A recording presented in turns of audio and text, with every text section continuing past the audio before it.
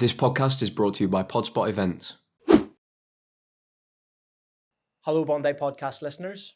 The guest on this episode is Trent Knox, better known as Knoxy around Bondi.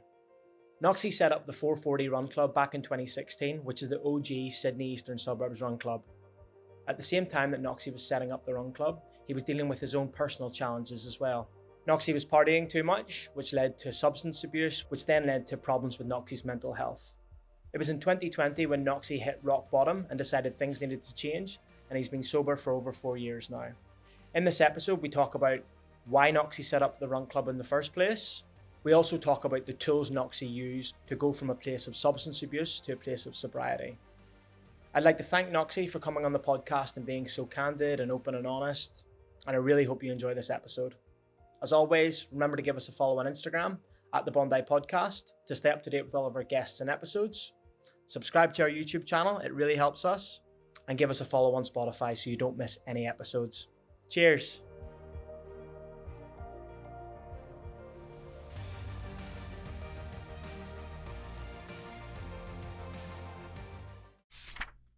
Knoxy, welcome to the podcast, mate. Thanks, Chris. Thanks for coming in, mate. Look, first question we ask all of our guests on the podcast, what is your favourite thing about Bondi? Two things. I love Bondi at 4 a.m.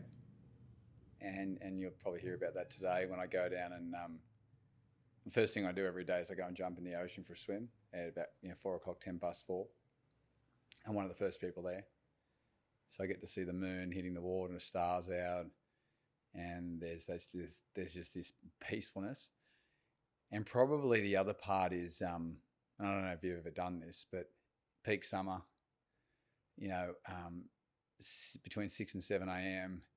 and there's run clubs, training groups, there's nippers, there's people surfing, there's kids, there's you name it. And I stop and just observe all the activities going on in that moment. And it's like a bit of a moment I take to go, shit, like there's no other place like this on the planet. There's so much energy and just so much health and well-being and community. And I don't know, I started paying attention to it last year. And I'm like, this is awesome. People must be just blown away as a tourist coming in if you see Bondi Beach between 6 and 7 on a Friday morning. But that's it's interesting. Huberman came over and that's like one of his main observations. Like he couldn't believe sort of that the culture that we have here in Bondi. It's nuts. And I think putting attention to it last year, and obviously being in a community space where I sort of live and breathe, it's awesome. And there's so much stuff going on. All types of different fitness. There's non-fitness. There's just people coming to connect and from local, the next suburb and internationally. And I'd always try and think about the tourists coming in and seeing it for the first time, just going, where the fuck am I? Yeah, and where can I get an apartment? Yeah, exactly. Knox, you've been here a while. Like, has it always been like that, or 10 years ago was it a little bit different? Oh, look, if I go back, into the 80s, late 80s, I was in the surf club. I was doing nippers probably. Bondi was a completely different landscape, there were surfers and then the surf clubs and all that stuff happening. Nippers on a Sunday morning, there'd be probably 200 kids, 250 kids. Any given day during the week, there'd be people running the soft sand, maybe a handful of people. You'd see the old saggy bodies, the same people. They're still going, by the way. Yeah, and when we were growing up and doing our surf stuff and training with the club and or with my dad, it was uncontested that we had so much space. There was fitness and there was training groups, but nowhere near to what it is today. Like, a lot of the, I still remember a lot of the old buildings, what it used to look like, and the whole landscape's just, it's exploded, in the last, call it, 30, 35 years, which makes me old. Does any of you miss that Bondi, Knoxy? Oh, look, we could always do with some more space. But no, look, I think my outlook on life, things need to evolve. we need to evolve as human beings. So if we need to evolve, then things need to evolve around us. And, that's something that that I'm really open-minded about, and I think it's cool to see change. Just a quick word from me, guys, and please don't skip over this. Do you want a free coffee from me? We're making some really good progress on Spotify and YouTube. I've set myself a goal of having 1,000 followers on Spotify and 1,000 subscribers on YouTube by the end of 2025. So here's what I need you to do. I need you to pause this episode right now, jump into your Spotify app, click that follow button, then jump into your YouTube app, click that subscribe button. It really, really helps with the show, and it would mean an awful lot to me. And as a thank you to everyone that does that, here's what I'm proposing. If you see me out and about in person, and you can show me on your phone that you are subscribed to the podcast on YouTube and following it on Spotify, I'll buy you a coffee. Can't say fairer than that. But here's the thing, you've got to be subscribed on YouTube and following it on Spotify to qualify for that free coffee. How does that sound? Cheers. So Knoxy, we've been trying to get you on the podcast for a while.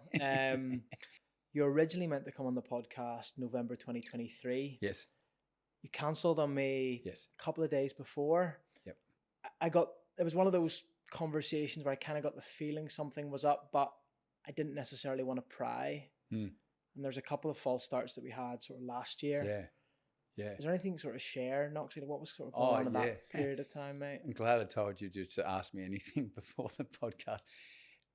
Look, knowing that I was coming on this time, last year was a and I guess when I cancelled in 2023, what was leading into last year for me was a really challenging year, and we talk about I'm coming up to I'm over 4.5 years sober. I'm coming up to 5 years in June. Sobriety is a big part of my life, and it's been it's been a roller coaster. And last year was just this really uncomfortable year of just a lot of stuff happening. And looking back now, I had all the tools to deal with it, and I got through it okay. I got through it better than what I would have a couple of years ago, when there was like relationship stuff happening, family stuff happening. I was in my head a lot. Had the shits with everyone. Had resentment towards things I shouldn't have had resentment towards. And when that happens, my meditation practice dropped off, and I don't know why. It just did. And I was probably overtraining. Wasn't fueling my body properly. Probably not reaching out for enough help. Was there a catalyst for all of this, Knoxy? Look, I'd gone through some change in 2023. Everyone knows my mate Todd. We were running the run club together, and we'd made a decision to part ways, and for the benefit of both of us. And it's like we'd done so much together, and we'd been involved with the run club and gone through the highs and lows of it. And I made the call, and it was to going from doing something with someone for so long to being on your own and doing it. There's a settling period, which I didn't anticipate. I've had a brother that's been unwell, and all of a sudden, what I realised towards the end of last year is that my relationships with the men in my life were being challenged, and I've never spoken openly about this, but I started distancing myself from men in my life, mates, because I don't know why. And so I was sort of going back to trying to figure things out on my own, not asking for help, doing the opposite of what we should be. I was being the typical bloke, not opening up and not sharing. And while that was happening, I didn't want to sit with it, so I wasn't meditating.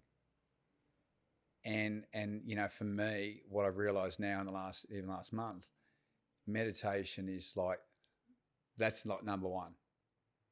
That's like, if that's not happening, then the shit hits the fan. Everything goes downhill. So coming on and doing podcasts, I just put it all on hold. I didn't want to talk to anyone about it. I didn't want to share anything. And I was saying no to everything, which is the opposite of what we were talking about before, with things evolving and changing. So I got to the end of last year and I thought, enough's enough. This is dog shit. I'm the problem. No one else is the problem. What did it take to realize that, Knoxy? And then, oh look, my partner was, she's like, we've got to fix your food. You're eating shit. You're not meditating. And I just sat with her and went, yeah, like I knew I was the problem. I just didn't want to say that. And why not? Because it was easy for me to just fill up full of resentment and push everyone away. It's stubbornness in me. Why do you think that's like? I know exactly how you feel. Why does that always feel like the easy thing to do? Because you know what it is. It was a reminder that in sobriety, like you don't come to an end of a bunch of work and think you're okay. For whatever reason, the universe, call it what you want. That was a gift to be challenged and to be pushed back into the to the shit again, and to expose that the lack of work I was doing was going to pull me back a bit. Now, I don't think it pulled me back. I don't think I lost any ground. Like I said earlier, like I didn't act out. I didn't do anything stupid. I didn't pick up a drink or drug or abuse anyone, or I just bottled a bit of it up. And I still had outlets, and I was still meditating on and off, and I was still doing, going to AA and doing all that stuff, but I'd lost routine. And I didn't want to take the time to recalibrate. So it basically took me I did a bunch of running, and we'll talk about that later, but I did a race down in Kosciuszko, and like it was just dog shit. I was low on it. My battery was empty when I got there. I'd had some sort of virus for a couple of months. I shouldn't have done the event because I was underprepared. I did it, and it sucked. It was uncomfortable. And then I just went, right, I'm done. I'm done not looking after myself on a day-to-day basis. I came back from Kosciuszko. I did an inflammatory cleanse, which I knew would reset my food. I did that. I thought, if I'm not putting goodness in my body, I'm just I'm tying one arm behind my back, and I'm putting an eye patch on and pulling one leg up behind the other and hopping around. And I knew that, and going into this year, I've got a bunch of marathons planned, and I'm back racing, and I'll talk about that. And I thought, you know what, I want to be mentally, physically, and spiritually prepared. So I just said, right, let's clean this out. Support from a partner. We did that. We reset. Wouldn't believe it. Picked up meditation again. Got back to board paddling, which we'll talk about. I'm an old clubby, and I love paddling. I put it on hold for 20 years, and I'm back doing that. I just went back to basics, and call it a month or so later. What do we call it? 6-7 weeks later, I'm reborn. Saying yes to things. I'm on your podcast. And so it was, last year had to happen, because I don't have any regrets. And it was, I swam through a bit of shit last year, but I basically reminded myself meditation comes first. Honesty around how I'm feeling and talking to people. I've even gone back to my psychologist lately, reconnected with him. I'm back to, I do all my meetings, but I'm pretty much at 90% of getting my 2 meditations done a day. I'm back catching up with Matt regularly. All the things that I need to do that help me be a better person and help me be me. And when I'm meditating, I say yes to more things. I pause more. I make more conscious decisions around, fuel, training, my relationships, how do I address people, how I wake up each day, my relationship with the community. The resentments that were floating around last year seem to now be dissolving, and frustrations, because there's all with me. I get the shits with me, so then everyone else has to feel my wrath. So yeah, like that was, so you were one of many people that that I just like, I don't want to deal with this. And, I didn't want to get out and talk about anything last year. And because I said I needed a break. No, I just needed to get out of my own way, put a rocket up me and go back to doing the things that work for me. Yeah. Well, no harm No, my end, mate. yeah. Like I could tell No, you just needed sort of space at that point in time, mate. Yeah. And look, I'm glad you've come through it, Knoxy. Thank you. For those people that, might be going through that sort of feeling now or potentially in the future, like what would be your one piece of advice to them to sort of get out of that funk? Don't go for the quick fix. I've been saying this thing lately, that easy reach, that that the magic pill that you think's going to fix you in an instant doesn't work. You got to do the work. You got to find out what works for you. You got to accumulate the tools that work for you. I have a toolbox, and there's I've got connection, I've got community, I've got meditation, I've got AA, I've got the ocean, I've got my exercise, I've got my events I'm training for. I've got all this stuff. I call them the tools laid at my feet that don't cost a cent. Just got to bend down, pick them up, and use them. Is find out what those tools are. You probably got access to all the things you need right now. If you haven't found yourself into therapy or AA or whatever it is, like you've got a cold shower, if you've got a pair of shoes, you got a bed, you got a fridge, put good food in it, go to bed early, get up early. Sun doesn't cost you a cent to go and, honour it every morning and welcome it every day. Message your friends, ask them when you can jump in with whatever they're doing, and practice those things every day. Don't go for the quick fix. It'll put a Band-Aid on it, but it'll fester. It's good advice, mate. Look, Knoxy, let's rewind all the way back. Let's go before 440 Run Club. Yep. Paint us the picture. What did life look like for Trent Knox pre 440 Run Club? Grew up in the East. Sporting background, sporting family, older brother. We did a whole bunch of sports, swam, surf club stuff, rugby union, rugby league, school sports, all that stuff. And, had an interesting childhood. My old man's logic was, put us into sport, keep us out of trouble. Build good habits young. Training's always going to be there. And look, it served its purpose. We were very, in some ways very lucky and fortunate that we had parents that supported our sport, but they'll push you at the same time. So I did all that through school. Still competing in the surf club. It's just, local level, state, Australians, world level. And then, fell into a career in real estate, which at the time I didn't really want to be stuck in an office, and I had friends of the family that I did a bunch of work experience with. And I think at the time I fell in love with, architecture and working outdoors and design and, selling off the plan and, sort of warehouse conversions and worked with a lot of great people.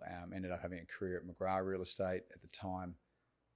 Worked under John, and John was a pioneer in the real estate industry, and had a lot of good mentors there. Worked with a lot of great people. I used to sell, along the eastern beaches here, predominantly Coogee and Maroubra. At the time, I was living a relatively healthy life, so I still love my exercise and training with mates and stuff. During your 20s here, not Yeah. Okay. So and real estate took up a lot of time, so actually, in hindsight, probably shouldn't have, but I gave away the racing, the surf life saving stuff, and doing the board paddling. I just couldn't, because we worked on weekends and raced on weekends, and I just, in my head, I couldn't find a way of making it work. It was like, if you're not going to train at capacity, because towards the end I was turning up at carnivals and racing, and I hadn't done the work because the work was taking over, and I didn't know how to find the balance, and I didn't play around with it enough. It was like, it's not working, don't do it. Pursued my career in real estate, still kept training. That was a good thing for me to start my day. Started developing a name in my area and started getting some runs on the board, and I had a presence there. And it wasn't for too long that, before too long that, knowing what I know now, cracks were starting to appear. I was like working hard, training hard, and then I started to party hard. And I thought that was just, that came with the territory. And I, at the time probably thought that, you'll grow out of these habits. I didn't. And, progressively over time, mental health started to kick in. I had no idea about mental health. I had no idea what depression was. I had no, I didn't have any understanding that, trauma and things that had experienced early on in childhood could come back to, affect the way that you grow as an adult and affect the way you sort of, you deal with life. So, it was very, like when things were getting dark and I was getting into trouble, I just pull back, just focus on work, no drinking, no partying, no drugs. And I was lucky that, the training regime was always there, but I used to punish myself. So I actually wasn't using for the greater good and just to be kind to myself. Do you think that's what it was, Knoxy? Like, were you punishing yourself? Oh, 100%. So what did that look like? Oh, well, have a big night, then get up and sweat it out. It's mental. And what did a big night look like back then? Oh, a big night back then, you're in bed by 2 o'clock, a lot of drink, maybe a little bit of drugs back then. And, you're with your mates. Well, it was like, looking back, it was fun. We were having a good time. Yeah. And we all worked hard during the week and we exercised together, we hung out, and it was just a routine. And, then some of them started to get married and stuff, and I was in and out of relationships. I couldn't really hold down a relationship. Why was that, Knoxy? Because knowing what I know now, I had no self-love. So I didn't love myself, so I couldn't receive love. And my, I guess the way I approached sharing love was, it was pretty hollow. I think, I'm sure my partners felt loved, but I would self-sabotage and I'd disappear. And, it was this whole bravado of, well, I'm working hard and I'm doing this and you don't understand what I'm going through sort of mentality. And, I'm not going to bore you with the details. I'm just going to, hopefully this thing will just pass, and and it didn't. And then, I don't know, you keep sabotaging everything around you just to create space so that you don't have to open up and share and ask for help and actually have someone help you. Because in my head back then, it's like, well, there's no way on earth someone's going through what I'm going through. So if I try and explain this to someone, they're going to think I'm completely off the planet. Now, knowing what I know now, I wasn't pioneering my madness and pioneering my depression and pioneering the mental health. People had been there before me. I was too scared to share, which means that I by not getting help and through whether rehab or an AA meeting, actually understand there's other people going through the same thing. And they've probably been around that bend that I'm about to go around a dozen times before, and maybe they can share and shine a light on what I'm doing and maybe give me some guidance. I just generally thought that it'll stop. So it feels like, Knoxy, at this period in your life, you're sort of stuck in this cycle, this loop that sort of keeps repeating itself. Completely so stuck. How did that feel, like physically and mentally, I suppose? I was just full of anxiety, full of worry, non-stop. Was there a point where you realised you had a problem? There was an issue? Yeah, there was an underlying feeling, but I was too ashamed to admit it. Terrified to talk about it. So when did the Run Club come into play? So I was essentially, I had one foot out the door from real estate. I knew I was done, but I was too scared to leave.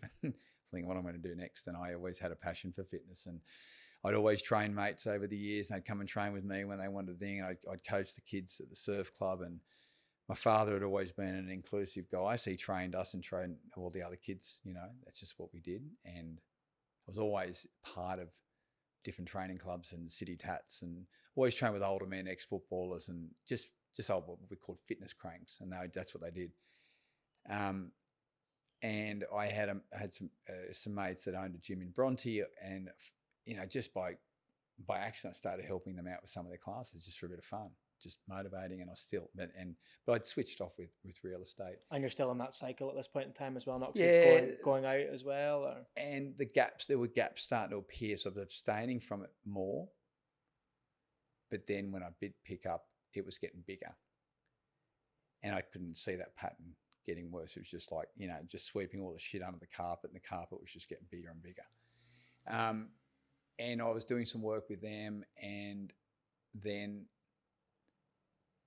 I think when I finally so basically, and then in that transition period, basically what happened is a bunch of us started training for some half marathons and things like that. And there's an old track session, which is 10 400s on a track, and you do them, at 80, 90%, 60, 90 second sort of intervals, rest recovery.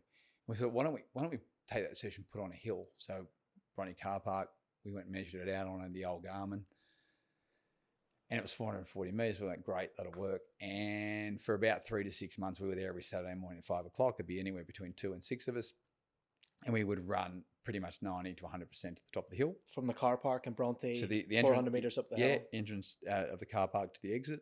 And we would then walk or shuffle back recovery, and we'd go again. We'd race for 10. And it was just like, because I'd grown up hating hills. My brother was a great hill runner, hated it. Like I used to tell Dad to fuck and like doing spit the dummy, throw my toys. And there I found within weeks, I was like, this thing will make me a good runner. Like, this is making me spew, and I want to black out and turn them purple. None of us were breathing. And then we just got fast and strong, and we got to a point we were racing each other. And then I started to learn about breathing more efficiently. I started watching what the others were doing each race, and I just got myself to a point where I learned how to breathe effectively at the end of each run and do my recovery coming down the hill with some real long, deep breaths. I get to the 10th one, and I'm like, you guys are fucking dead. And that year I ran fast half marathons, all that stuff. And anyway, at the end of that season, they all pulled out. They said, we're done. There was something within me, because I was still this roller coaster. So sorry, Knoxy, how many of you are sort of doing this? 2 to 6 of us, on like a weekly basis? Every Saturday morning for like 3 to 6 months. And they all just pulled the pin, and I went, there's something within me that said, hey, look, I think you need to keep coming Saturday mornings for your own benefit, keep you out of trouble on a Friday night, some accountability. So I turned up for a couple of Saturdays. I ran full stick for a couple of weeks, and then I realised then that, like, this is no fun on my own. It sucks. And trying to run at that capacity, really hard. Like, I needed the guys, and they were done. And I had one foot out. I basically the foot out of real estate. I was personal training. I thought, why don't I give something back to the community? Why don't I, if I'm going to suffer, make everyone else suffer, and I'll just invite people. So I set up an Instagram account. I'm like, what am I going to call this thing? It's 440 metres. I call it the 440, and I put a post out on the 16th of June, 2016, and said, hey, come and do some hill efforts Saturday morning, 5 a.m, Bronte car park. Now when I think about it, it's like, it doesn't sound fun at all. Getting up at 4 a.m. to go and run flat stick up a hill. So I turned up on the 18th of June, and it was just me. And put up a post of an empty car park. And then progressively each week I just kept inviting people, and I started getting photos of Justin Bieber and all sorts of different, personalities, and, put the 440, and I just started telling people to come down. And then, do you remember who your first partner was? There's a few, like Steph Farrer was one of the girls that came down, another guy called Richard Mead. I think by the second or third week there were people coming. Okay. And it was literally, we all get out of our cars, just look at each other and grunt. And because there's only like 3 or 6 of us, like once you take off, and it's a 700 metre complete loop, you wouldn't see anyone for 30, 40 minutes. And then no one would even say goodbye, just go and jump in your car. We get a group photo, and you would say goodbye, take a photo. And, I just kept inviting people. Then sometimes we'd have 10, maybe 15. And then for like 2 years, and within that 2 years, there was a few disappearing acts. Like I wasn't turning up. So sorry, Knox, before you get into that, why the decision to start it at 5 a.m.? Well, because we were already training at 5 a.m. with the boys. And it just made sense. I could do it at 5 and then get on with my day. If I had someone to train at 6 or 7, I could just go and do it.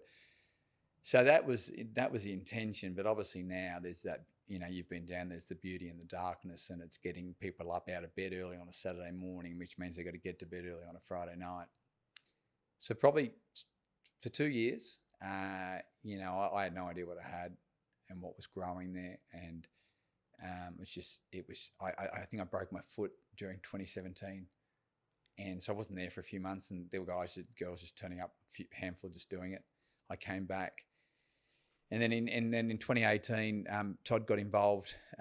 We'd reconnected through some friends, and he started coming down and sort of nagged at him, and he fell in love with it and started inviting people. And then a bunch of girls started coming down because they, at the time, were more open-minded than the men. Like they were like, yeah, we'll try it. Men wouldn't come down because they didn't want to be at the back of the pack. And if they knew me and I was fit at the time, they're like, we're not coming down so you can embarrass us. I said, no, you're missing the point. It's not about me. This is about you doing something good for you.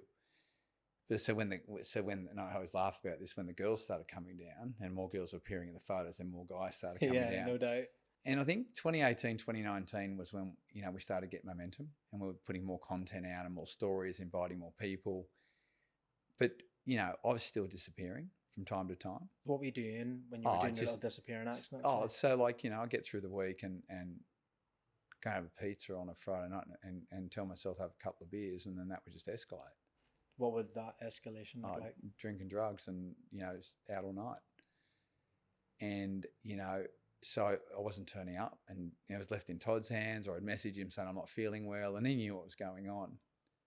And he just held space for me, and I hadn't accepted that there was quite a significant problem. So there's me running a run club, but then self-sabotaging my life at the same time. So I look at it now going, and I know people will disagree, but I was actually, it's like committing fraud.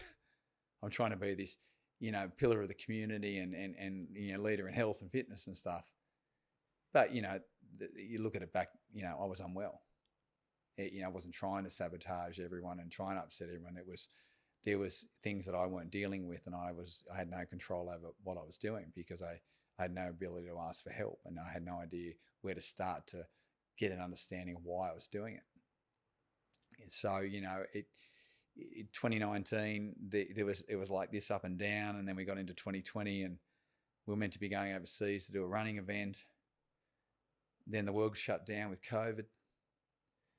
And then in March of 2020, we had to shut the run clubs down because of all the distancing and, lockouts and stuff like that. And Knoxy, sorry, going into 2020, were you still drinking? Yeah. And I was angry. I remember being angry at the end of 2019. What about?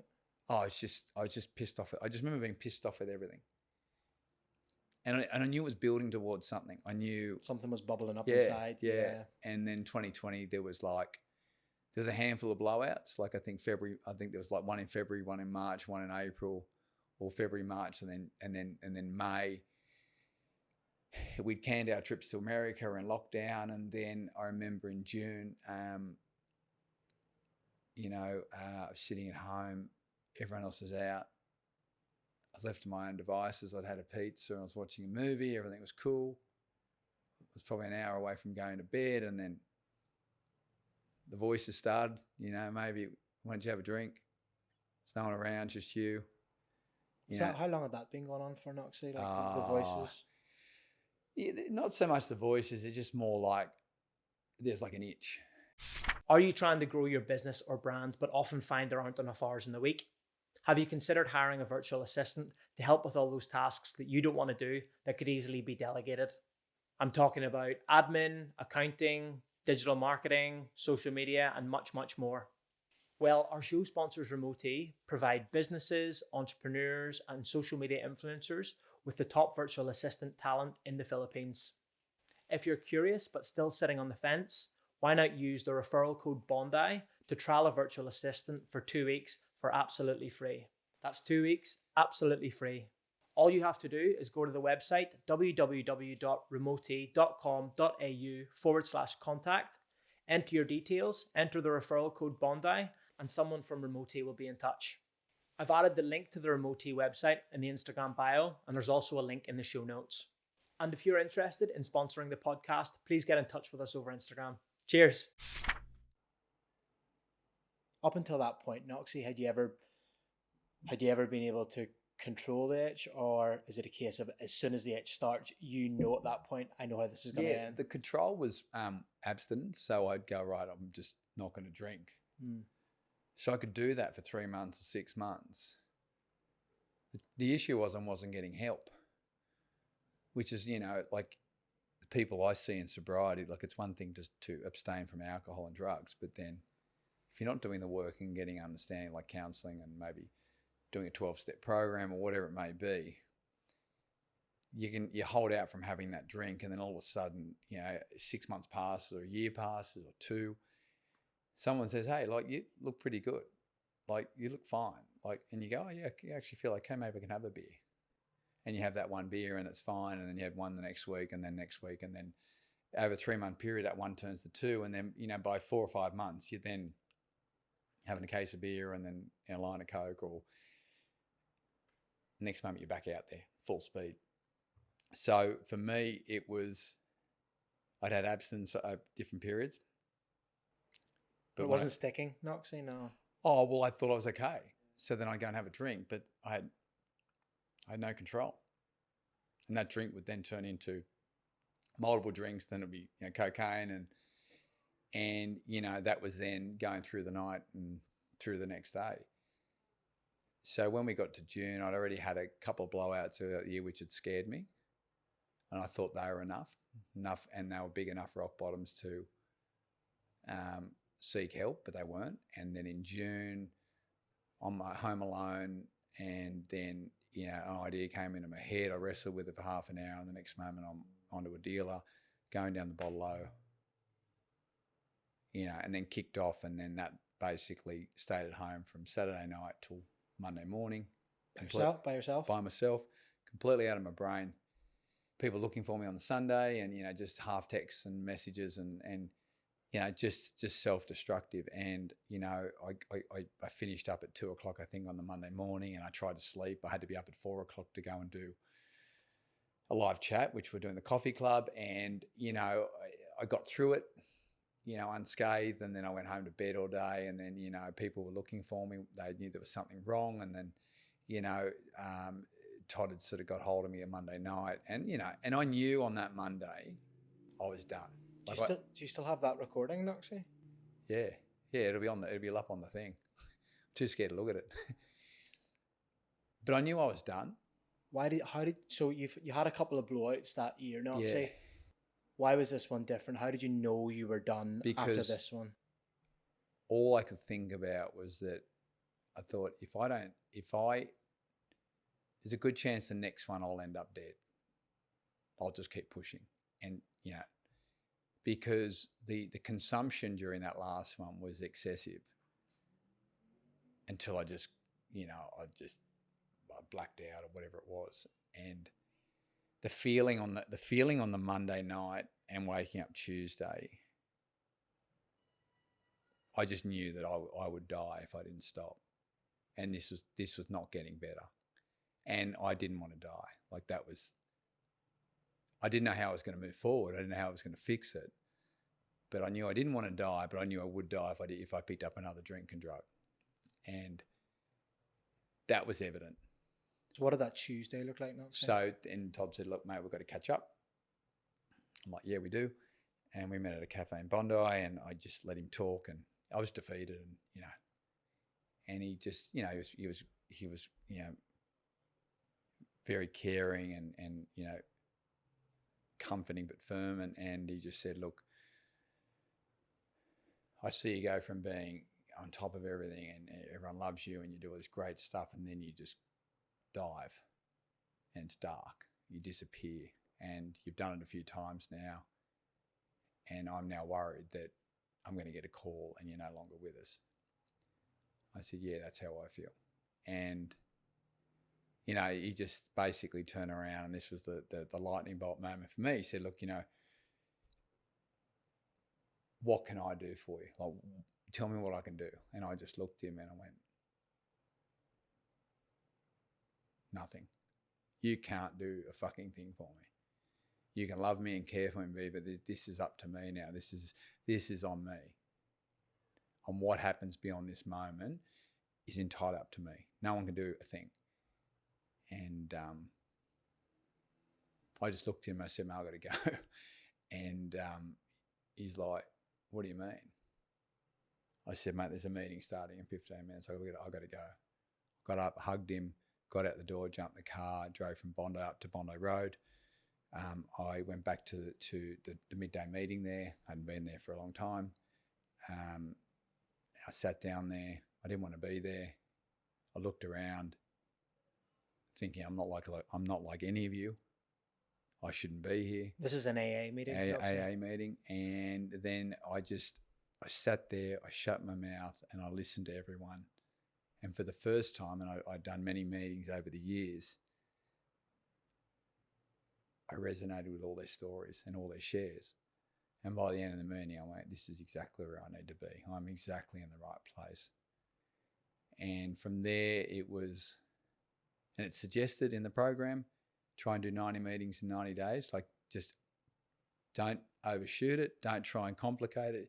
Just try and do 90 days. That'll give you 3 months. If you don't like it, go back out and do what you want. So noon every day for 90 days? Yeah, so I mixed it up. So like there was that meeting was Monday to Friday, and then I had to find a meeting on a Saturday and Sunday. I reconnected with my psychologist, a guy called Angus, who's looked after a lot of male friends, older men. He's been a sports psychologist, and he's sober himself, and he's worked in drug and rehabilitation centres.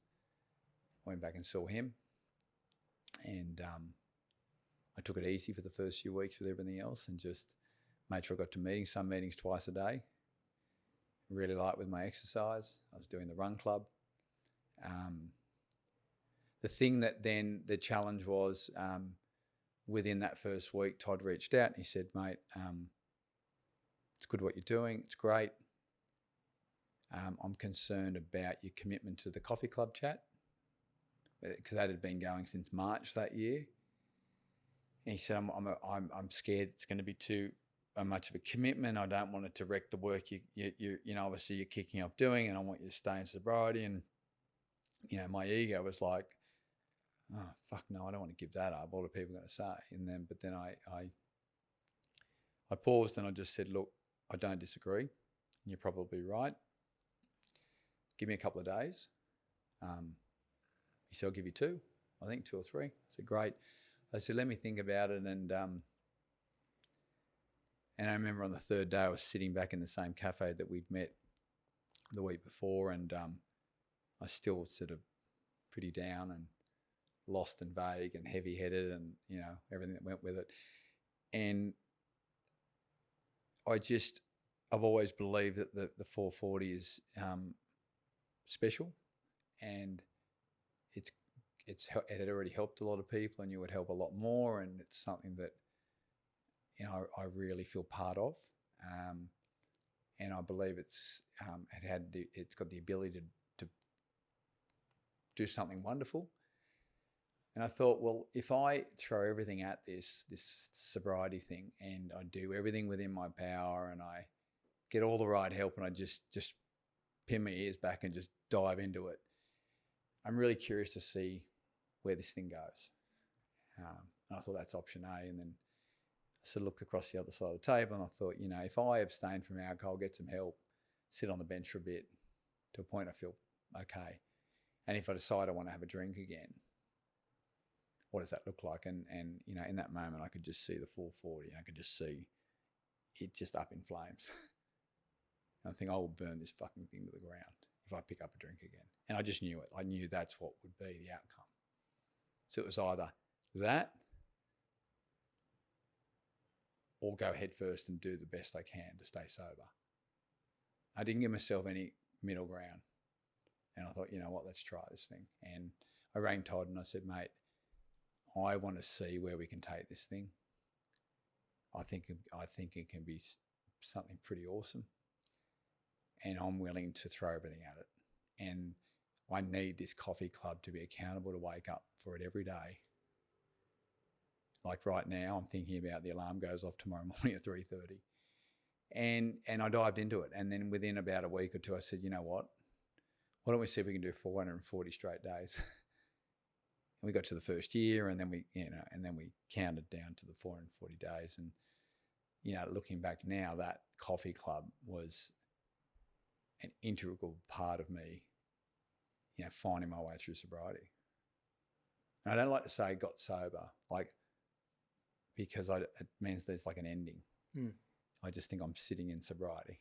Yeah. And it's allowed me to stay in there. Yeah. It feels like at that point, Knoxy, your relationship and how you viewed the run club changed. And it nearly comes back to something we were talking about before the camera started rolling, just that being of service. Yeah.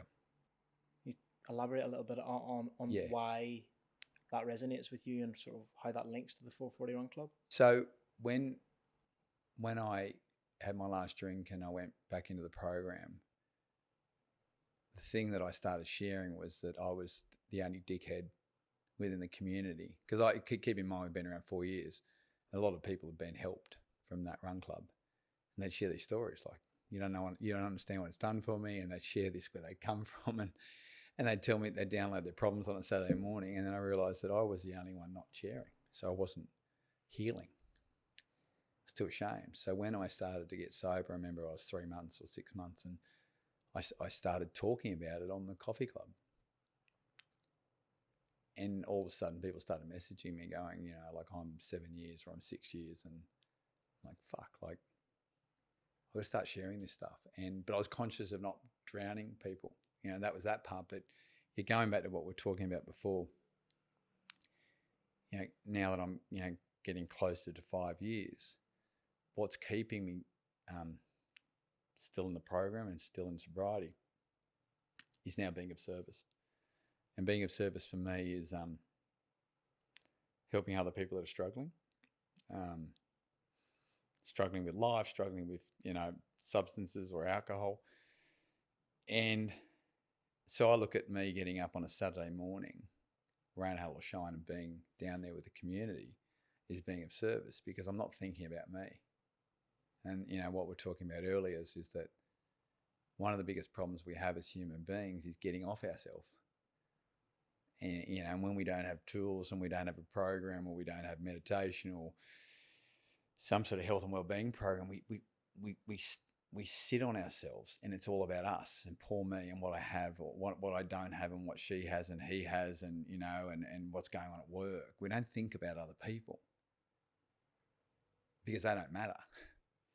And the reality is that part of your journey in life, or part of my journey, is helping another human being. Because what I'm going through and what I've gone through and what I've survived and what my experience, in all that stuff, someone's going to go through that after me, and someone's going to go through it after them. And like I said earlier, when I realised that I wasn't pioneering my madness, someone had been there and someone started sharing with me what they'd been through, I just said, well, what did you do? And they go, I just sat with it, or I did, and had a time out, paused. Now that I've lived and breathed it for 4.5 years, and even going off my experience last year of this mess and falling off my meditation practice, that's given me a bit of wisdom now where I can share that with people. And, I'm helping more people, and I have helped more people in the last 6 to 12 months that are, teetering on trying to get sober or trying to make change or whatever it may be. And I don't become too involved. I don't have to go and smother them. I don't have to go and drop everything I'm doing for them, because that takes me away from my sobriety. And it's like I need to keep both my hands on my wheel. But I can invite them to a meeting. I can invite them to the run club. We can have a coffee, and I can share my experience. I can't tell them what's going to work for them, because some of the things that work for me haven't worked for other people. It's not a one size fit all thing, this whole sobriety thing. And the being of service part, I really understand that concept now. is that you're not there to fix them, but I'll stay sober if I'm helping them get sober, rather than, I've worked this out, now I'm going to keep it to myself. You figure it out your own. Because a lot of people helped me, and now I want to pay that forward. Knoxy, if we come back to the AA meetings, yeah, I know you still go to the AA meetings today, and they've helped you a lot. Someone who's never been to an AA meeting, I don't really know what goes on there and why it helps, why is it so effective. Can you take us behind the scenes? It's pretty simple. It's a group of people coming together, and there's meetings all day, every day, who are, anywhere from 1 day sober to 30, 40 years sober. And if you zoom out from what it actually is, you're just getting a bunch of people to come and sit in a room, sit in stillness and listen to someone else share their experience of their sobriety. And one of the things that they suggest, it is Alcoholics Anonymous, but I'm not giving too much away, is that they always suggest that you listen for the similarities and not look for the differences. And what does that mean? It means that someone shares this, I'm not like you. I didn't get as bad as that, and I would never have done that. And it's very easy to sit back and go, oh, no, we're not the same. Be judgmental. When you sit there and actually just listen and shut your mouth, you're going to go, I have done something similar to that. I have been like that. I have behaved that way towards other people. And the best part about it is you're not required to do anything other than sit there. You don't even have to identify who you are. You don't have to tell them how much time you had up. You can, to identify as an alcoholic, an addict, or any of that. And what happens is the more you go and sit there, you're developing a habit and a practice. No matter what's going on in your world, you go and sit there and listen to other people that are struggling. And what happens over time is you start realizing that everyone's going through something. It is, for some people, it is a daily struggle trying to be sober or trying to, navigate this thing called life. And sometimes we need that reinforcement and encouragement every day of sitting in a room for an hour and hearing people share about how they got to 28 years or how they got 5 years up and then they busted and came back at 7 years. And if you listen carefully, you start working out that there's a theme to all of it. One is going to meetings, maybe getting a sponsor, maybe accepting that you are an alcoholic and an addict and that, drugs and alcohol in your system aren't the best thing for you. And am I a better person without that in my system? And how much more am I getting out of life without that? How many appointments am I not turning up for or disappearing for? What are my relations like with the people around me since I stopped drinking and taking drugs? What's my relationship like with myself? What's come into my life since I went down that path? And you can come and go as you please. You can go to 10 meetings a day if you can make it. And for me, it's just a moment for me to pause every day. And if I get to share, I might be able to help someone else. And then there's a network, there's a community that's attached, which is no different than our 440 community. It's a bunch of people coming together. We come together every Saturday morning under the cover of darkness. Some people share stories with one another. Some people don't say a word. Some people jump at the back of the pack, their hood on, and want to remain anonymous. And you can do the same thing in the rooms. And, like the AA program's been around for about 80 years. We're very similar to what they do. They have these locations pop up and they read from a book, and there's a whole bunch of stories around people getting sober and what worked for them and the clinical side of things. And there's a God component for some people. There's a suggestion of meditation. There's a suggestion of prayer. There's a suggestion of steps to follow, and working on things of like where your resentments are, who they're with, how do you break down those resentments, what was your part in that resentment, and taking ownership of that. So there's all these sequences mapped out for you to follow. Like it's If you go and you just follow the steps, like you come out of it a better person than you went in. But when I went in like years and years and years ago, I it's like, no, there's got to be a shortcut to this. I'm not like one of you guys, and I'll figure this out on my own. And then it didn't work. And when I went back this time, I'm like, nah, these people have got more time up than you. They think they know a bit more than you. Maybe you just sit there and shut up and do what you're told. Would you be here today, Knoxy, if you didn't go to that AA meeting on that Tuesday? Probably not. How does that make you feel? Grateful. Knoxy, something I've noticed, I didn't necessarily have a problem with alcohol. I've just sort of drifted away from it over the last year or so. I think I'm about 460 days without a drink. It's awesome. From my own experience, I know what comes with that, and there's a lot of changes, certainly from a social perspective, and that could be quite challenging, quite confronting. As you sort of went on this recovery journey, was there like certain people, groups of friends you sort of had to cut out? Look, it's a good question. Or maybe just naturally drifted away from? I think at the time, because I was doing my own damage on my own, I didn't have people that were bad influences on me. And I can, and you get to that point, you manipulate people, like, I'm okay and it's fine, and you hide it. But I wasn't going out with a group of people like, you'll be fine. So I'd already probably lost all those people. But I got lucky. I did my Vedic reading with Mairead. I don't know if you've ever done one of those. Not yet, no. So I've never been into astrology, but there's a Vedic astrology thing you do, and it's not woo-woo. And I did it with Mairead, and she told me that we identified that I got sober in a very, very challenging time in my cycle, the Saturn return. I'll get in trouble if I don't get it right, but sorry, Mairead. Some of it makes sense, but I got sober in lockdown in COVID. Now, for some people, they go, well, that's great because all the pubs were shut. Well, it's not true, because a lot of alcoholics picked up during that period because they were isolated at home. They got bored, and the old bottle of whiskey or something sitting up on the top of the thing, which was a gift, they got opened up at someone's a weak moment. And so I was, the meetings were shut down. The run club was shut down. Sorry. The meetings were still open, but we had social distancing. The run club was shut down.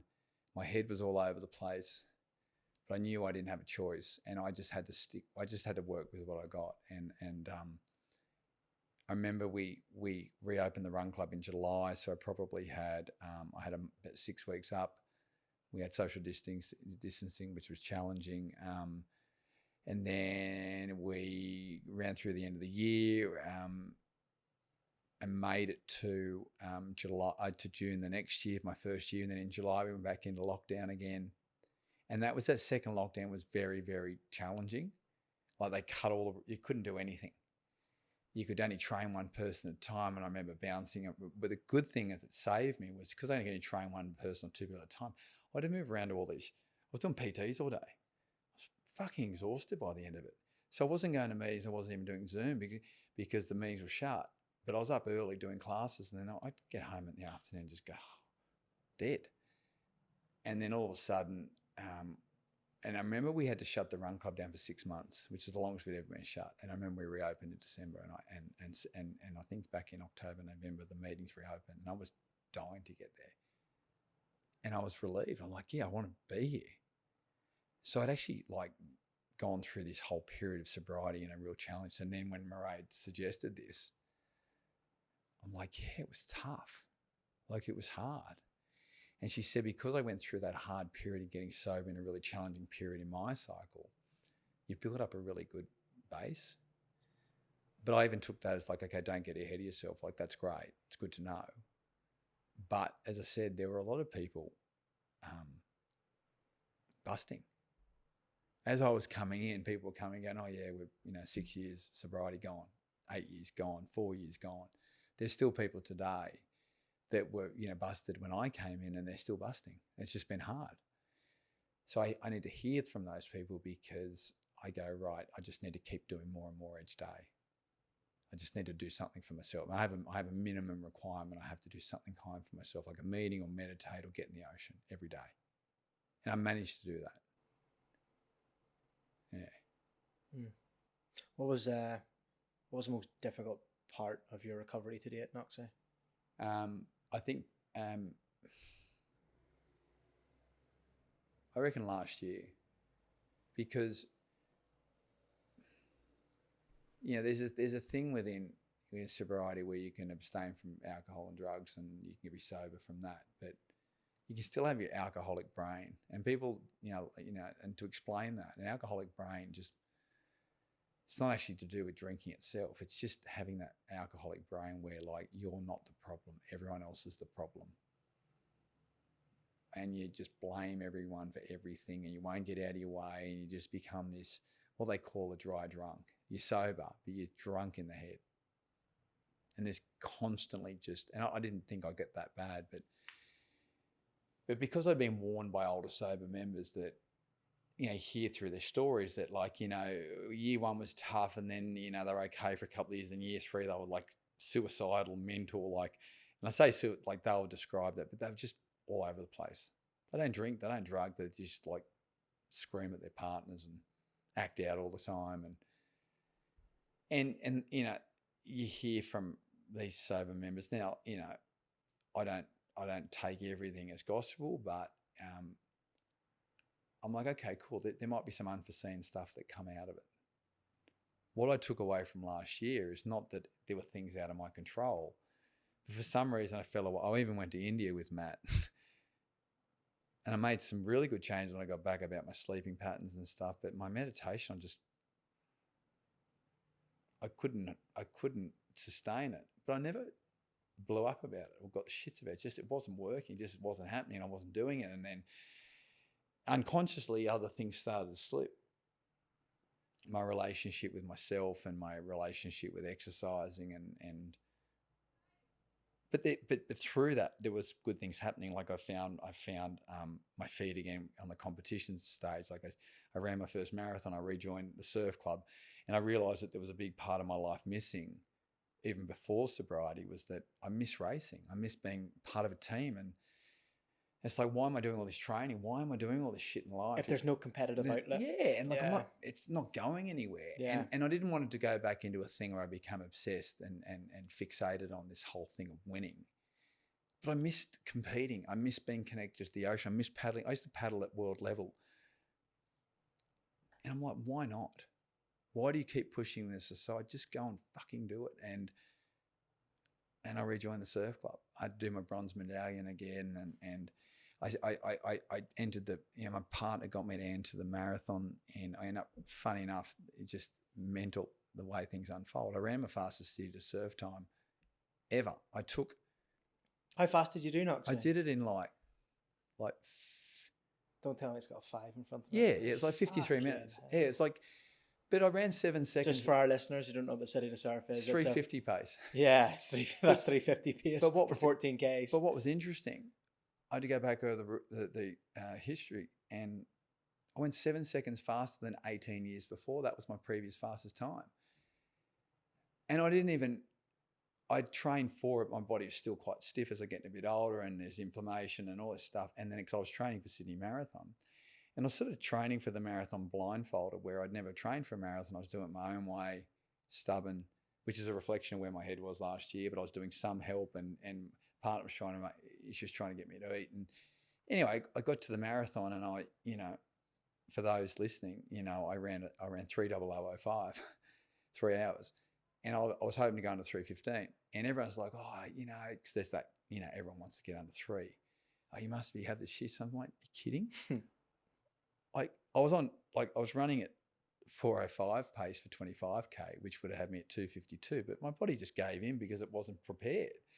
Because all I'd given myself was 12 weeks out of 45 years, 12 weeks to run this marathon, to actually hold on and get across the line 3. I'm like, I'm ecstatic, because now I know I will go faster, because now I'm going to go into next year, I'm going to eat better, I'm going to loosen the body up, I'm going to get all the right help, I'm going to follow a program, I'm going to do I'm going to meditate. I'm going to stop being a dickhead and stop being pissed off.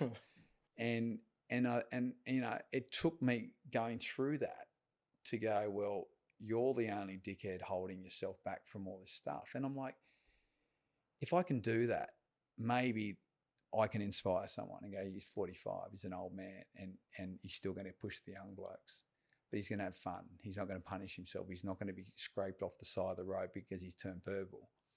That's what I'm adamant about, is if I'm going to do this, I'm going to have fun. I'm going to do it the right way. And, you know, that's why I've rejoined the surf club. I'm racing in the 40 to 50 year olds next week at a carnival, first ball paddle. I put the racing cap on again and the sluggos, and, you know, and then I've realised now that I'm now this year going to be doing the two things I love, running and paddling. But in order for that to happen, I had to get out of my own way. I had to get this thing right again. So when you ask about the challenging, last year was challenging because that's what part of the sobriety journey is. You're going to get challenges and things. There will be these ups and downs. Yeah. It's not just linear, smooth sailing from the point where you decide to get sober. It's one year, you might have a good year, you might have a fucking shit year. You've got to do the work. Yeah. And I dropped off the most important thing, which is for me, meditation. Well, let's get on to that then Knoxy. Chief Nutrition have come on board as a sponsor. Chief Nutrition specialise in clean, healthy snacks that cut the crap. My personal favourite is the collagen protein powder. If you want to find out more about Chief Nutrition, listen to our episode with Veronica Larasova. And if you like what you hear, Bondi podcast listeners get 10% off all Chief products. Just follow the link in the show notes. Cheers. You've spoken about meditation a lot so far. We did a podcast with Matt Ringrose, episode number 3. Matt's sort of like our meditation teacher, and for those he's the wizard. He's the wizard. For those that don't know what we're talking about when we say meditation, the type of meditation that Knoxy and I both do is called Vedic meditation. Essentially, the practice is you meditate for 20 minutes twice a day, and you effortlessly repeat this mantra in your head, and things just get better. Yeah. For me, like the benefits of it, I don't think I would be doing this podcast if it wasn't for this meditation. Yeah. I started the meditation about 2 years ago. I've always seen myself as like a very analytical guy, like very logical. That's my 9 to 5. But once I started meditating, all these creative juices sort of started coming up to the surface. That's when I got the idea for the podcast. That's when I got out of my own way and actually sent Danny, the producer, a message and said, hey, I've got this idea for a podcast. What do you think? But I do not think I'd be sat here right now if it wasn't for that meditation practice. And it's certainly like, it benefits everyone differently, right? There are so many different things. I also don't think I'd be doing the whole no alcohol thing if it wasn't for the meditation. But for you, Knoxy, like, just how important a tool is meditation for you in that toolkit? Well, you know, I think when you accept that the thing's been around for like tens of thousands of years, like I look at that, you know, if you look at it from an analytical thing, it's survived, it works, right? And it's not a pill, right? And it's been a practice, and they've westernized it, you know, so that we can bring it into our world, because our world's different. Like you go to India and it's a different way of being and what have you. When I started meditation, a girlfriend of mine saw that I was completely mental. This is before the wheels had completely fallen off, and she's like, we had a great relationship with friends, and she's like, you need to go and meditate. You're fucking batshit. And I went, all right, great. Went up to Tim Brown, paid him $1,200, got my mantra, and I went, right, okay. Did it for a couple of weeks, whatever, and I had no idea what it was. My head was bouncing around in life. I had 100 things going on that it just didn't make sense, so I didn't do it. And then I knew Matt. I knew through Matt's son Joe, and you know, formed a relationship with the family. And at that point, Matt was transitioning from his wine sales business, and he was learning to be a teacher. And then he became a teacher. He took over as my teacher. And then he was doing it out of his house in Moore Street. and doing the group medis, and then he started doing rounding retreats, and got me right back into it. And I'd go through periods I was loving it, but still in denial about the drinking and drugs. And Matt was always a big supporter and always get me back on track. But there were periods I was going through where I wasn't meditating effectively enough. And then when shit hit the fan, I'd oh man, I need to come and see you. And then he started working out my patterns in behavior. And then what he started doing to me was he's like, okay, you meditate. And I go, no. And he goes, okay, why don't you meditate for the next 7 to 14 days, then come and see me. And more often than I wouldn't go and see him. I didn't need to. I started meditating. Everything started to settle. But I wasn't seeing the signs like that. And then, it went on and on, went up and down. And then I think in 2019 and into 2020, I didn't know why, but I was picking up my meditation practice. And then when the shit really was hitting the fan, I knew something was happening. I was meditating more than what I had at the time. And that was, I believe at the time, that higher, even though I was still, hitting the self-destruct button, there was a level, a high state of consciousness there that when the shit did hit the fan, it's like, you need to go back to AA. And that was my highest state of consciousness telling me that, not just the rock bottom. It just guided me in there. So I always believed that I got back into the rooms because I was meditating. And I knew that was the next right thing to do. And so now when I look at meditation, I explain it to people. It's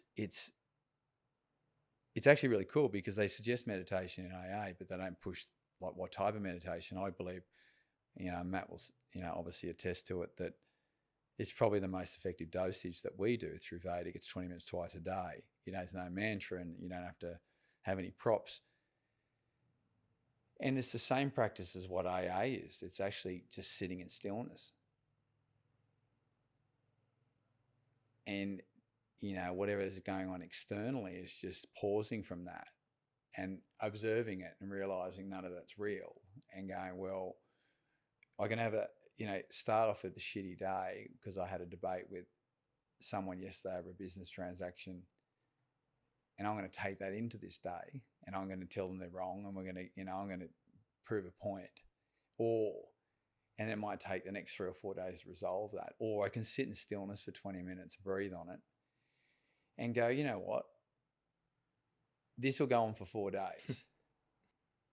Or I can just go, you know what? Who cares? If that's what he wants and you get it done and we can both move on, just let's do it. Let it go. And you can resolve it in 20 minutes.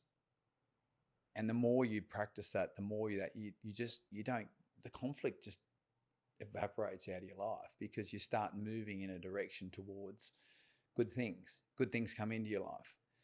And because, as it's a concentrated rest twice a day. And it's interesting because I just shared with Matt, doing this thing with Neil from Nimbus with the Whoop things. I might have been sharing with the other day. My heart rate drops below my resting heart rate when I meditate. So my resting heart rate's at about 52. When I meditate, especially my morning one, I go back and track it on the Whoop app. It's sitting between 44 and 47 beats. So that's just, from an analytical point, it's like it's putting my body into a higher state of rest. Whether I like it or not, it's going through meditation. So it's like this stuff's real. And that's more rest than you might be getting when you're sleeping. And if I'm doing that twice a day, every day, I'm constantly releasing stress out of my body. And that stress has been accumulating since birth and early childhood. And that's one thing I've learned, that, we keep absorbing stress and we do nothing about it, then you're going to crack at some point. So whether you're in AA or whatever you're doing or living life, you have to have tools that help you navigate each day. And I don't know anyone that doesn't have some stress that comes in and out of their life. We all experience it in some way, shape or form. Being a parent, a business owner, a partner, whatever. Navigating your way to work in a car. And so when it came for me, it's the glue. It just helps me just weave through this life smoother, calmer, more centered, with more love. And it allows me to be me. And whatever that, however you define that. I think for me, it's, you start doing this practice on a consistent basis. I feel like that authentic version of you comes out comes up to the surface. It's just you on a more regular basis. Not the guy that you were like pretending to be, the bravado, the authentic you just comes out. And it's like, we started off the podcast today. You asked me why I pushed this out. It's an opportunity to tell the truth and share my experience so that someone might be going through the same thing rather than come up with, 3 or 4 other reasons, which is bullshit. You lose that fear of people pleasing, and you lose that fear of judgment, and you get what you have to get off your chest. And it's freedom. It's releasing yourself from things that weigh us down. Yeah. Had a friend who was going through a bit of a tough time last year, and listened to the episode that we did with Matt, got a bit curious, went up to the free intro talk, signed up, did the course, learned to meditate, and I think it was toward the end of last year, he just turned to me and said, like, the most important thing I do every day is those 20 minutes. It's incredible. It's powerful. Yeah. Powerful tool. Knoxy, I want to get back to the run club, mate. Yeah. Obviously, run club culture has really taken off these days. You've got a lot of competition around the eastern suburbs now. It's everywhere. Yeah, it's good. It's awesome. One of the things that sort of helped give that a bit of a boost is, this idea that run clubs are a good place to meet people rather than trying to meet people on the apps. Yeah. People are kind of meeting up in healthy environments and trying to do that face-to-face a bit more.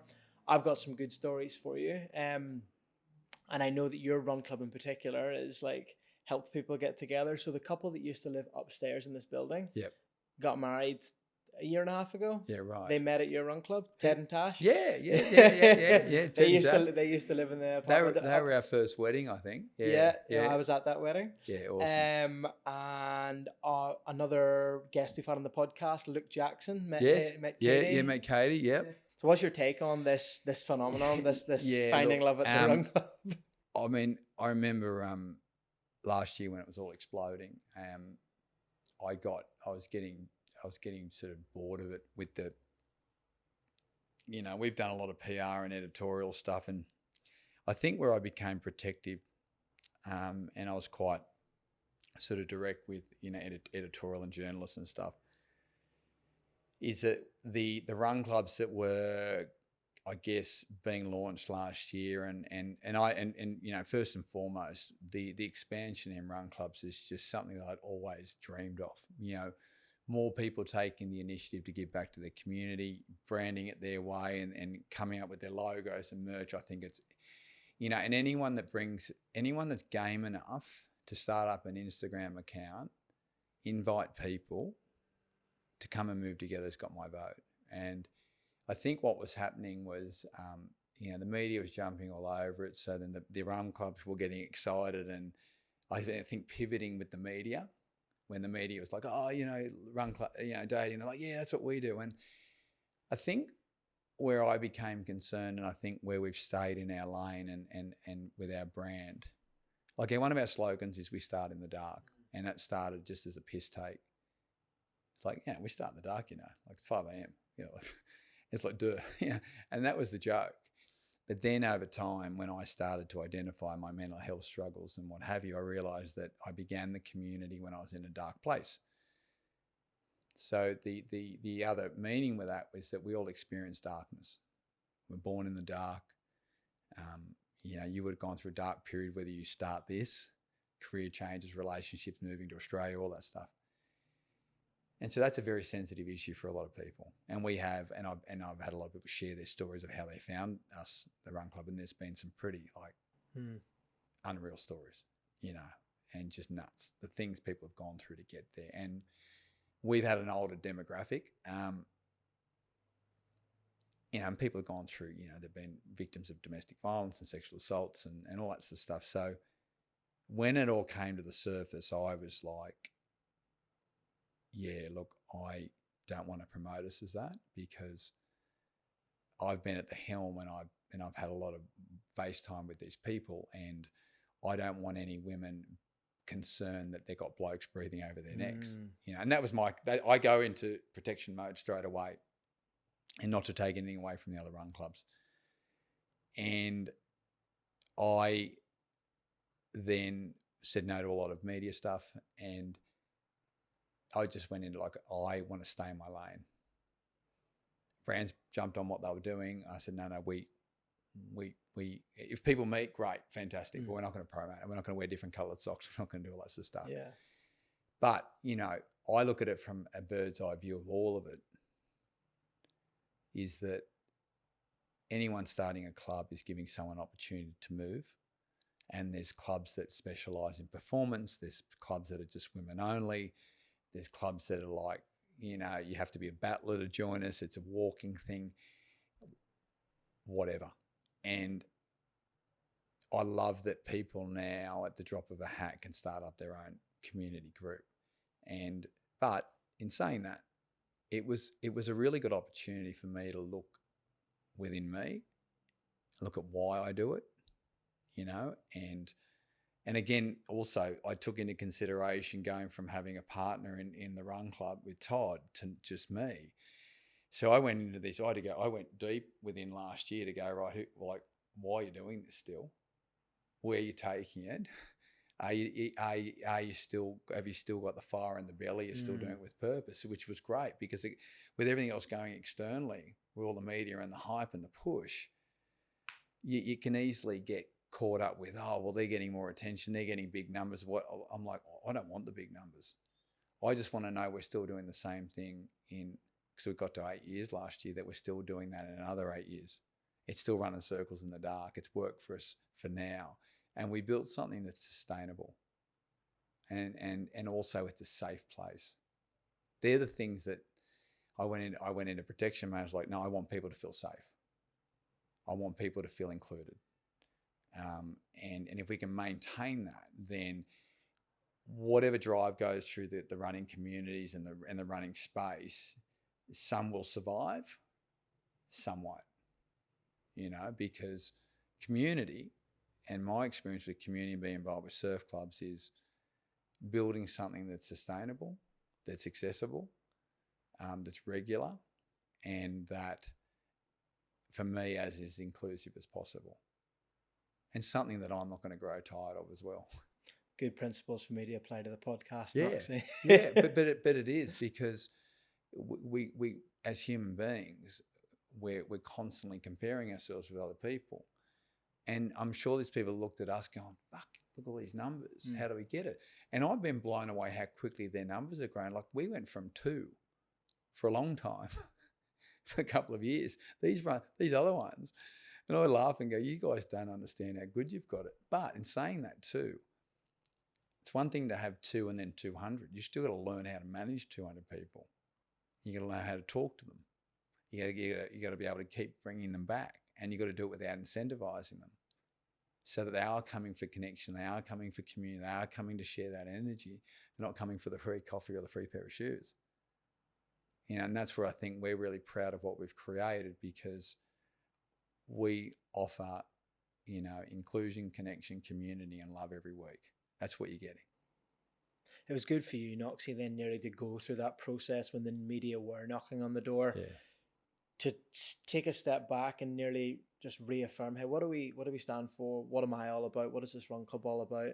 So it's really good that you actually got to go through that process and not just blow in the wind with whatever the sort of the media. And I became, I'm pretty selective and savvy on, how our brand's represented and our community's represented. And, coming from a real estate background, I worked with a lot of journalists and a lot of media, and the company I worked for were very pedantic about the brand, and then we were trained how to talk to the media. So I just look, I'm very conscious that we do get our point across and our message across, and if it's something that doesn't feel right, I just say, hey, look, it's not for us. So Knoxy, what motivates you today to keep going with the run club and keep on this journey of sobriety? I guess, it's an interesting, this is a sobriety thing. Is a mate of mine always say, he's got a bit more time up than me, and he says, that other life, the drinking, drugs, and the partying, that's still there if you want it.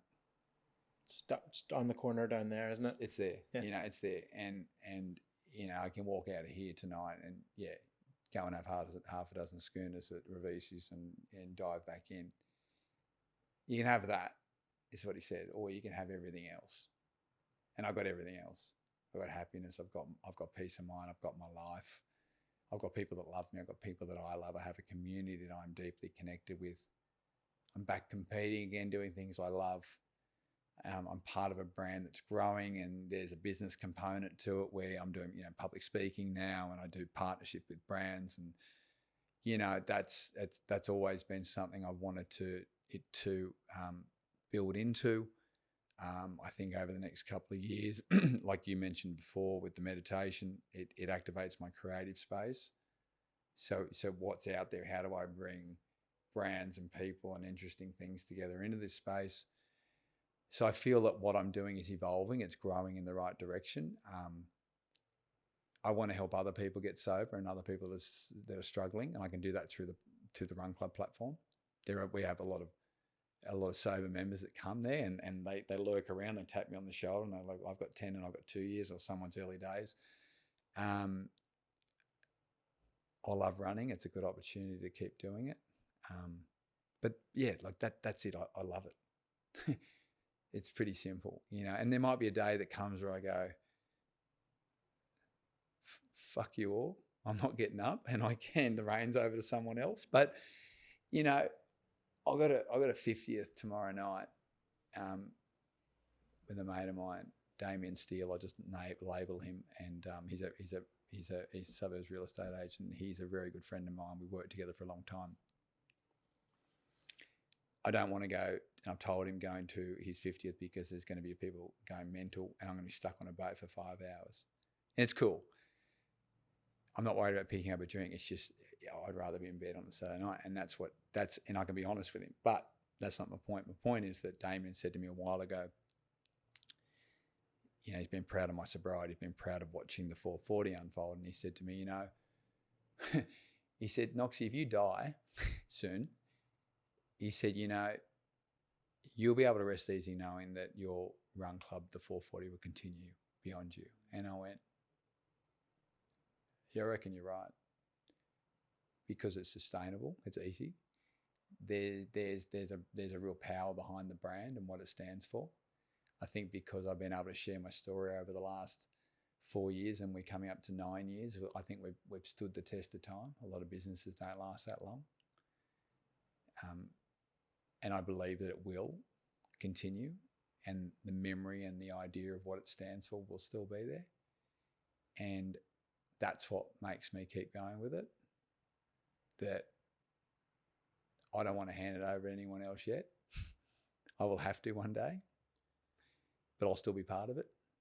And, I guess part of my dream is to see the 440 lit up all over the world in some way, shape or form, and an idea of what we stand for. And, whether it's helping people globally start their day in the dark and, get up on those hard days and build a relationship with their darkness and share that with their community and be leaders in their community and teach people how to lean in on their community and really, really amplify what community is and what community can do. And how do we, maybe we unify the whole thing with AA and all these things that they're not standalone, and people have more access to more help, and,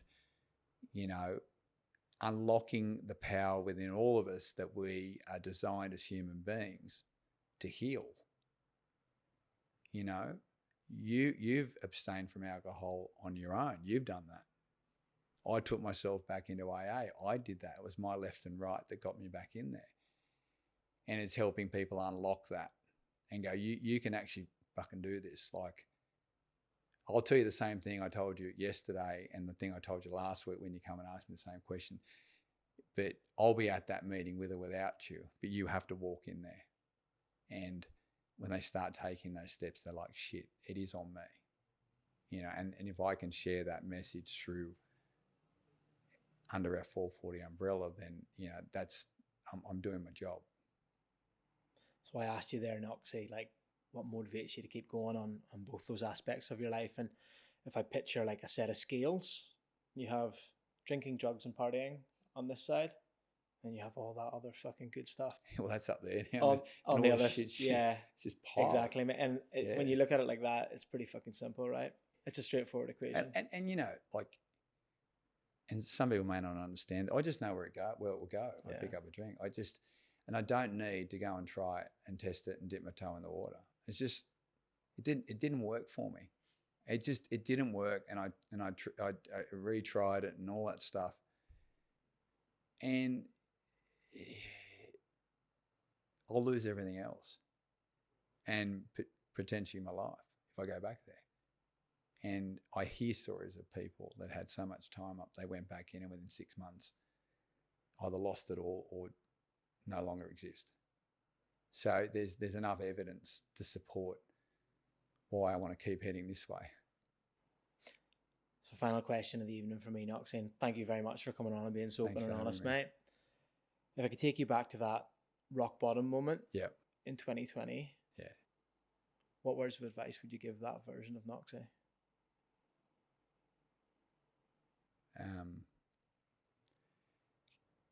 Get honest with yourself, brutally honest.